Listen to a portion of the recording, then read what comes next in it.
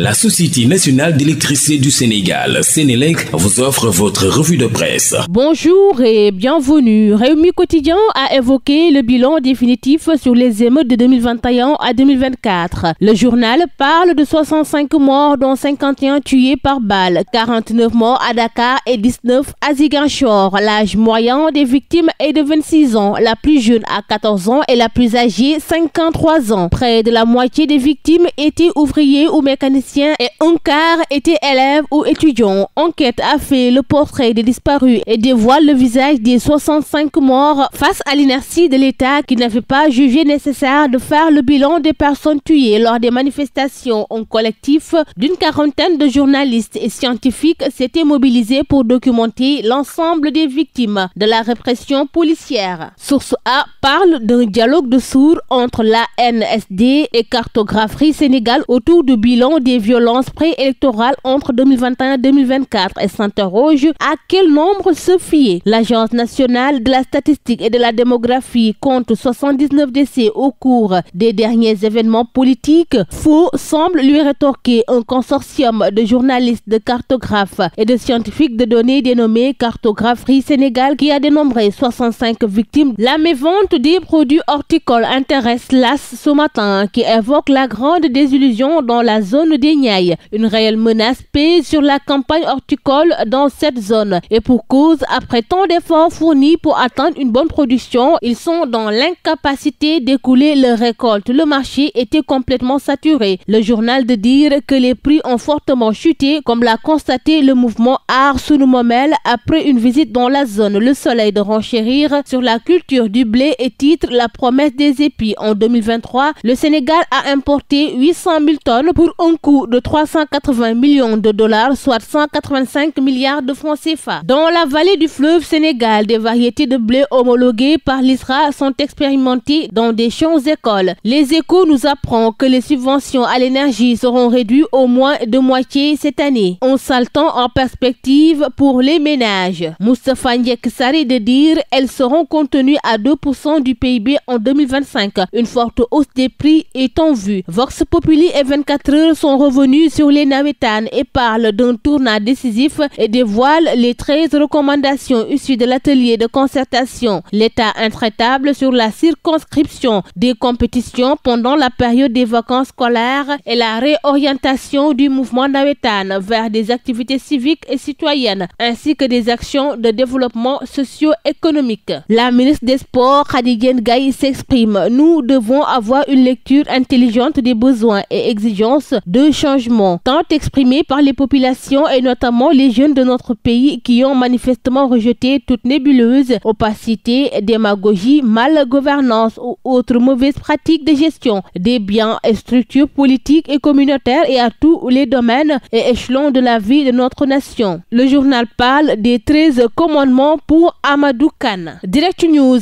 affiche l'affaire des 125 milliards de francs CFA. État de santé dégradante de Farba Ngom, sa famille s'inquiète, écrit le journal. À sa page 3, l'on nous apprend que son état de santé inquiète ses proches et ses avocats qui ont versé son dossier médical dans la procédure. Le document précise que son état nécessite une alimentation spécifique, une activité physique régulière et une exposition limitée au stress. Récemment, il avait fait un AVC. Actuellement, son entourage est dans le désarroi le plus total. Ses avocats ont déposé des demandes de liberté provisoire en vain. L'État sera responsable de tout ce qui pourrait arriver à Farba Ngom dont la santé est très fragile. L'administration pénitentiaire en est informée et devrait prendre ses responsabilités, fulmine Maître Oumar Youm dans le journal. Dans l'info, Khalifa Sall charge Sonko et dit hier, Assane Diouf était en première ligne pour défendre la démocratie et les libertés aux côtés de ceux qui aujourd'hui le réduisent au silence. Son seul crime, avoir encore osé penser librement. L'arbitraire n'est pas un mode de gouvernance. J'exige la libération immédiate d'Assane Diouf et le respect de ses droits. L'Observateur s'est intéressé à l'histoire récente d'Abdoulaye Sylla et fait une enquête exclusive sur le procureur financier. Face au massacre de Boffa Bayotte, une décision qui divise. Le journal revient aussi sur le clash entre lui et les nouvelles autorités. L'obsession du détail, son attitude face aux vérités maquillées. Spoliation foncière dans le village de Kountiaou dans le département de Tambacounda. Yor Yor nous informe de 1000 hectares répartis entre Cheikh Yérim Seck Seck, Khadim Ba, Global Business et autres politiciens apéristes. Les Échos et Source A ont évoqué une affaire de viol. Une dame accuse le fils de son mari de viol et se rétracte lors du procès. Le beau-fils, qui a fait 2 ans de détention préventive, confirme les relations. Le procureur, qui ne sait pas quel bout prendre cette affaire, s'en méfie. À l'instar du reste du monde, les fidèles chrétiens du Sénégal entament le carême 2025 ce mercredi, informe Sud Quotidien, et dévoile le message du pape François pour le carême de cette année avec Abbé Roger Gomis.